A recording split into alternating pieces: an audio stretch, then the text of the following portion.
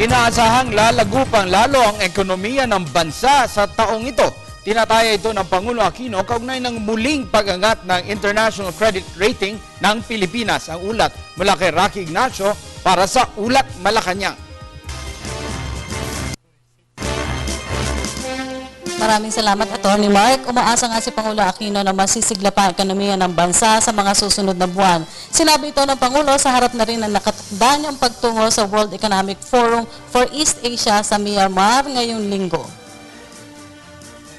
Matapos magtala ng 7.8% na GDP growth sa unang bahagi ng 2013, umaasa si Pangulo Aquino na mas gaganda pa ang galaw na ekonomiya sa mga susunod na buwan. Sinabi ito ng Pangulo sa gitna ng papuri ng International Credit Rating Agency na Moody's sa lumalagong ekonomiya at mataas sa koleksyon ng buwis sa bansa.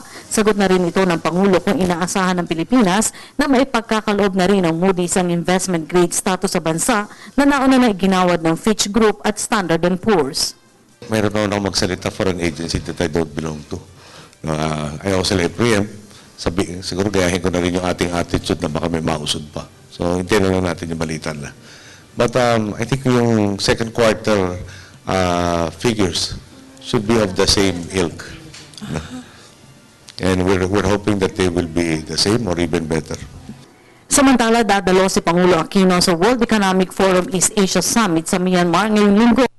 Na rin na umaarangkada ekonomiya ng bansa. Ayon sa Pangulo, personal niyang iimbitahin ang mga member economies dahil ang Pilipinas ang magiging host ng World Economic Forum sa Asia sa susunod na taon. Nakatakda rin makipagpulong ang Pangulo kay Myanmar President Thein Sein at Opposition Leader Aung San Suu Kyi na kasalukuyang miyembro ng Parlamento at Chairman ng National League for Democracy.